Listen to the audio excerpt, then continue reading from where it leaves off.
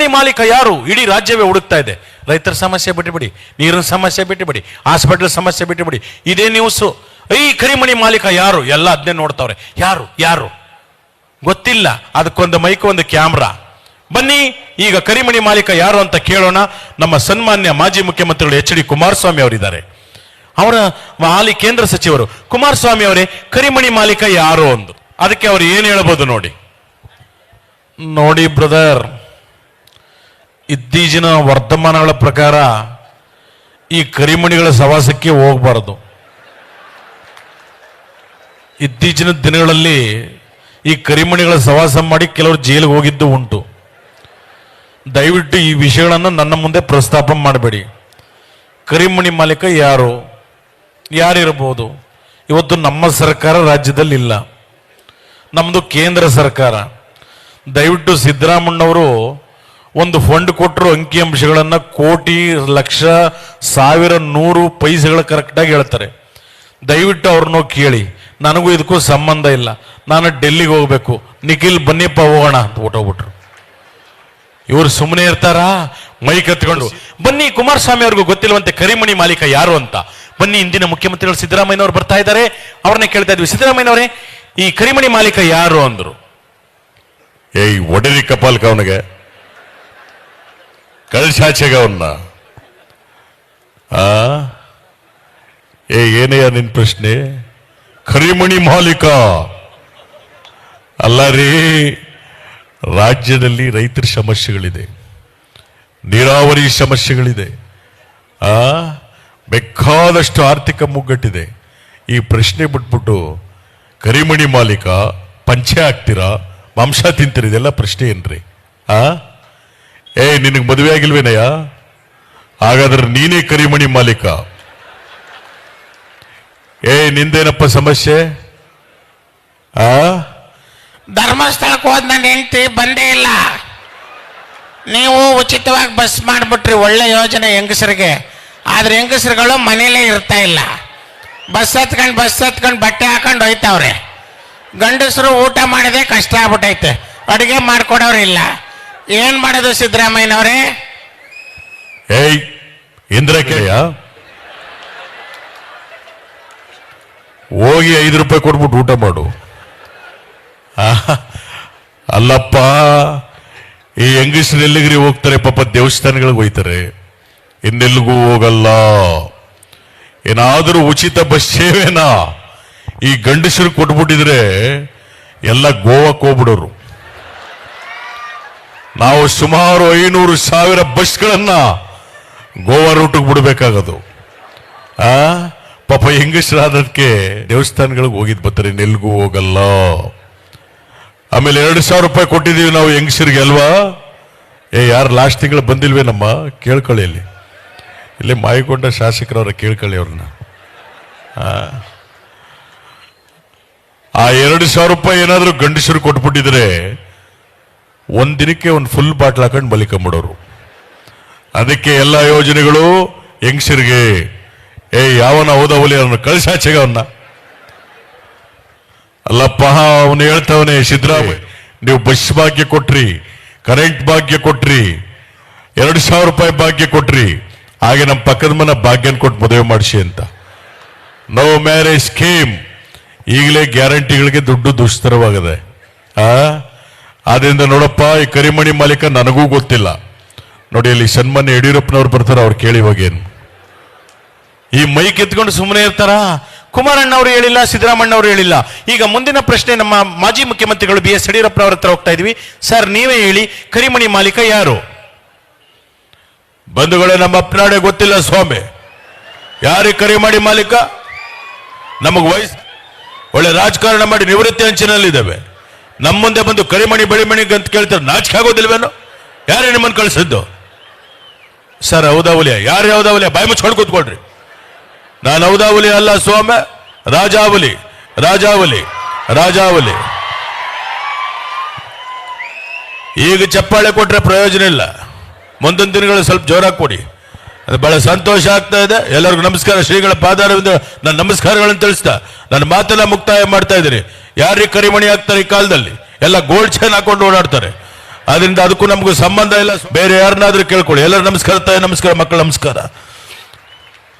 ಅಂತೂ ಇಂತೂ ಅದು ಯಾವುದೋ ಒಂದು ಹೋಟೆಲ್ನಲ್ಲಿ ಸಿಕ್ಬಿಟ್ಟ. ಯಾರು? ಕರಿಮಣಿ ಮಾಲೀಕ ರಾವಲ್ಲ ಅಂತ ಒಂದು ಸಾಂಗ್ ಬಂದ್ಬಿಡ್ತು. ಅದಕ್ಕೆ ರೀಲ್ಸ್ ಒಂದು ಒಳ್ಳೆ ಕಾರ್ಯಕ್ರಮ. ನನಗೆ ಹೇಳಿದ್ರು, ಸರ್ ಪ್ರಕೃತಿ ಬಗ್ಗೆ ಮಾಡಿ ಅಂತ. ನಾನು ಹಲವಾರು ಧ್ವನಿಗಳಲ್ಲಿ ಪ್ರಕೃತಿ ಉಳಿಸಿ, ಕಾರ್ಖಾನೆ ರಾಸಾಯನಿಕ ನೀರುಗಳು ಇವೆಲ್ಲ ಸಮುದ್ರ ಸೇರಬಾರ್ದು ಅಂತೆಲ್ಲ ಮಾಡಿದೆ. ಎಷ್ಟು ಜನ ನೋಡಿದ್ದಾರೆ ಗೊತ್ತಾ? ಒಂದು 300ರಿಂದ 400 ಜನ ನೋಡವ್ರೆ. ಅದೇ ಏನಾದರೂ ಬೇರೆ ತರ ರೀಲ್ಸ್ ಮಾಡಿಬಿಟ್ರೆ, ಅದ್ಯಾರೋ ಶರ್ಟ್ ಹರ್ಕೊಂಡ್ರು, ಬಟ್ಟೆ ಕಳ್ಸಿದ್ರು ಅಂದ್ರೆ ಕೋಟಿ ನೋಡ್ತಾರೆ ರೀ ಅನ್ನ. ಅದರಿಂದ ಉಪಯೋಗ ಇದೆಯಾ? ನೋಡಿ, ಯಾವ್ದು ಕಡೆ ಆಕರ್ಷಿತರಾಗ್ತಾ ಇದ್ದೇವೆ ನಾವು. ಒಳ್ಳೇದಕ್ಕೆ ದಯವಿಟ್ಟು ನಮ್ಮ ಉಳಿವಿಕೆಗೆ, ನಮ್ಮ ಭೂಮಿಗೆ, ನಮ್ಮ ಪರಿಸರಕ್ಕೆ ದಯವಿಟ್ಟು ಒತ್ತು ಕೊಡಿ. ಆ ಥರದ ರೀಲ್ಸ್ಗಳನ್ನ ಹೆಚ್ಚೆಚ್ಚು ಮಾಡಿ ನೀವು ಅಂತ ಹೇಳ್ತಾ, ಈಗಂತೂ ಇಂತೂ ಸಿಕ್ಬಿಟ್ಟ ಯಾರು? ರಾಹುಲ್ಲ. ಅದು ಎಲ್ಲಿ? ಅದ್ಯಾರೋ ಹೋಟ್ಲು. ಆಹಾ, ಒನ್ ಮೋರ್ ಅನ್ಬೇಕು ನೀವು. ಛಟಾಪಟ. ಈ ಕರಿಮಣಿ ಮಾಲೀಕ ಯಾರು ಹೇಳಮ್ಮ? ಕರಿಮಣಿ ಮಾಲೀಕ ರಾಹುಲ್ಲ ಸಿಕ್ಬಿಟ್ಟ. ಅದಕ್ಕೂ ಒಂದು ಮೈಕ್ ತಗೊಂಡ್ರು, ಕ್ಯಾಮ್ರಾ. ಇಡೀ ರಾಜ್ಯವೇ ಖುಷಿ ಪಡುವ ವಿಚಾರ ಇನ್ಯಾವುದೂ ಇಲ್ಲ. ಇದೆ ಯಾವುದು? ಕರಿಮಣಿ ಮಾಲೀಕ ಸಿಕ್ಬಿಟ್ಟಿದ್ದಾನೆ, ಇವನು ರಾಹುಲ್ಲ ಅಂತ. ಬನ್ನಿ, ಈಗ ಇದ್ರ ಬಗ್ಗೆ ಹಂಚ್ಕೊಳ್ಳೋದಕ್ಕೆ ಬರ್ತಾ ಇದ್ದಾರೆ ನಮ್ಮ ಚಾಮರಾಜಪೇಟೆ ಜಮೀರ್ ಅಹಮದ್ ಖಾನ್ ಅವರು, ಅಜ್ಮಂತ್ರಿಗಳು. ಚಾಮರಾಜಪೇಟೆ ಜಮೀರ್ ಅಹಮದ್ ಖಾನ್ ಅವರೇ, ಶಾಸಕರೇ, ನೀವ್ ಹೇಳಿ, ಈ ಕರಿಮಣಿ ಮಾಲೀಕ ಸಿಕ್ಬಿಟ್ಟಿದ್ದಾನೆ, ಇದ್ರ ಬಗ್ಗೆ ನಿಮ್ಮ ಅಭಿಪ್ರಾಯ? ಕಂಜಾಜಲೇಶನ್ ಅಬ್ಬಬ್ಬ, ಲಾಟ್ರಿ ಏನ್ ಸರ್ ಇದು? ಕರೀದು ಮಾಲೀಕ ಸಿಕ್ಬಿಟ್ಟಿದ್ದಾನ್ರಿ. ನಮ್ದೇ ಸರ್ಕಾರ 24 hours ಕಂಡಿಡ್ದಿದ್ದೀವಿ. ಚಪ್ಪಾಳೆ ತಟ್ಟಬೇಕು, ಚಟಾಪಟ. ನೋಡಿ, ಅದೇನು ಹೇಳ್ತಾ ಇರೋದು. ಪರಿಸರ ಉಳಿಸಿ, ಶ್ರೀಗಳು ಕೆರೆಗೆ ನೀರು ತುಂಬಿಸಿದ್ದಾರೆ, ಎಲ್ಲ ಸದುಪಯೋಗ ಪಡಿಸ್ಕೊಳ್ಬೇಕು. ನೋಡಿ, ಇಷ್ಟು ಹೇಳಿದ್ರು ಪರಿಸರ ಮಾಲಿನ್ಯ ಮಾಡ್ತೀನಿ ಅಂತ ದೇವರೊಳ್ಳೇದು ಮಾಡ್ತಾ ಇದಾರೆ. ಹಿಂಗೆ ನಿನ್ ಜನ್ಮಕ್ಕೆ ಹೋಗು. ಕಂಜಾಜೆ ಶಬದಾರ್ ಅಬ್ಬಬ್ಬ ಲಾಟ್ರಿ. Thank you. ದೇವೇಗೌಡರು, ಹಾಲಿ ಪ್ರಧಾನಿ ನರೇಂದ್ರ ಮೋದಿ ಅವರು ಬಂದಿದ್ರೆ ಹೇಗೆ ಮಾತನಾಡ್ತಾ ಇದ್ರು ನೋಡಿ. ಇವ್ರು ಕನ್ನಡದಲ್ಲಿ ಮಾತನಾಡ್ತಾರೆ, ಅವ್ರು ಹಿಂದಿಲಿ ಮಾತನಾಡ್ತಾರೆ. ನಾವು ಹಾಸ್ಯ ಕಲಾವಿದರು ಒಂಚೂರು ಹಾಸ್ಯ ಲೇಪನ ಕೊಡ್ತೀವಿ, ಆರೋಗ್ಯಕರವಾದಂತ ಒಂದು ಹಾಸ್ಯವನ್ನ ಮಾಡ್ತೇವೆ. ಮೊದಲಿಗೆ ನಮ್ಮ ದೇವೇಗೌಡರು.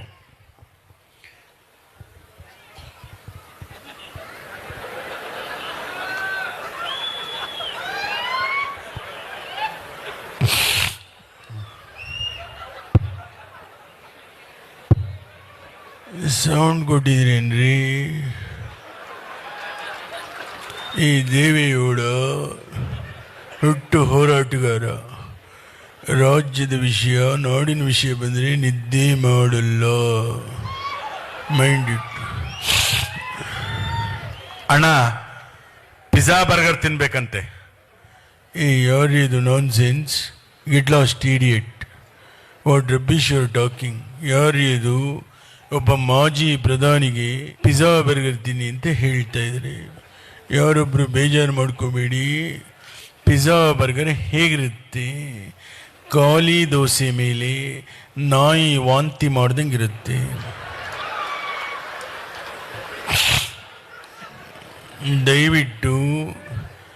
ದಯವಿಟ್ಟು ಕೇಳಿಸ್ಕೊಳ್ಳಿ. ಜಂಕ್ ಫುಡ್ ತಿನ್ನಬೇಡಿ, ರಾಗಿ ಮುದ್ದೆ ತಿನ್ನಿ. ದೇಹಕ್ಕೆ ತಂಪು, ತೋಳಿಗೆ ಬಲ. ಕೇಳಿಸ್ಕೊಳ್ರಿ, ನಮ್ಮ ಕಾಲದಲ್ಲಿ ರಾಗಿ ಮುದ್ದೆ ತಿಂದೊಬ್ಬ ಮನುಷ್ಯ 20 ವರ್ಷಕ್ಕೂ ಫಿಗರ್, 50 ವರ್ಷಕ್ಕೂ ಫಿಗರ್. ತುಮಕೂರಿನ ಸಿದ್ಧಗಂಗಾ ಶ್ರೀಗಳು ರಾಗಿ ಪದಾರ್ಥ ತಿಂದು 111 ವರ್ಷ ಬದುಕಿದ್ರು. ಅವ್ರಿಗೊಂದು ಚಪ್ಪಾಳೆ ತಟ್ಟಬಹುದು. ದಯವಿಟ್ಟು ಕೇಳಿಸ್ಕೊಳ್ಳಿ. ಈ ಕಾಲದಲ್ಲಿ ಬರ್ಗರ್, ಮಂಚೂರಿಯನ್, ಪಿಜ್ಜಾ ತಿಂದೊಬ್ಬ ಮನುಷ್ಯ 20 ವರ್ಷಕ್ಕೆ ಫಿಗರ್, 30 ವರ್ಷಕ್ಕೆ ಪ್ರೆಷರ್, 40 ವರ್ಷಕ್ಕೆ ಶುಗರ್, 50 ವರ್ಷಕ್ಕೆ ಡಮಾ. ಅದಕ್ಕೆಲ್ಲರೂ ರಾಗಿ ಮುದ್ದೆ ತಿನ್ನಿ. ನನ್ನ ಜೊತೆ ನರೇಂದ್ರ ಮೋದಿ ಅವರು ಬಂದಿದ್ದಾರೆ, ಬನ್ನಿ ಮಾತಾಡಿ. ಬಾಯ್ और बहनों, हम सब भारतीय हैं. भाई और बहनों, भारत देश में भाषा अनेक, धर्म अनेक, भारत एक. एक भारत श्रेष्ठ भारत, एक भारत स्वच्छ भारत, सबका साथ, सबका विकास. देवेगौड़ा जी, ನಮ್ಮ ಅಪ್ಪನಾಣಿ ಹಿಂದಿ ಅರ್ಥ ಆಗಿಲ್ಲ.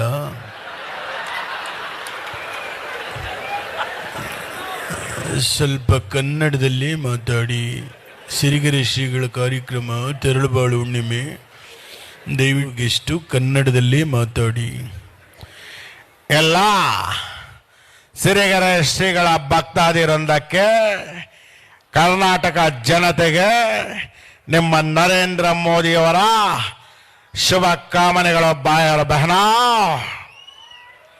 ದಯವಿಟ್ಟು ಮೋದಿಯವರೇ, ನೀವು ಮಾತಾಡಬೇಕಾದ್ರೆ ಈ ಥರ ಕೈನ ಅಳ್ಳಾಡಿಸ್ಬೇಡಿ. ಯಾಕಂದರೆ 2 ವರ್ಷದ ಹಿಂದೆ ಕರ್ನಾಟಕದಲ್ಲಿ ಎಲೆಕ್ಷನ್ ಆದಾಗ ನೀವು ರೋಡ್ ಶೋಗೆ ಬಂದು ಕರ್ನಾಟಕದ ಜನಗಳ ಮುಂದೆ ಈ ಥರ ಕೈನ ಅಳ್ಳಾಡಿಸಿ ಅಳ್ಳಾಡಿಸಿ ಅಳ್ಳಾಡಿಸಿ ಜನ ಜಾಸ್ತಿ ಇದಕ್ಕೆ ಒತ್ತು ಬಿಟ್ರು.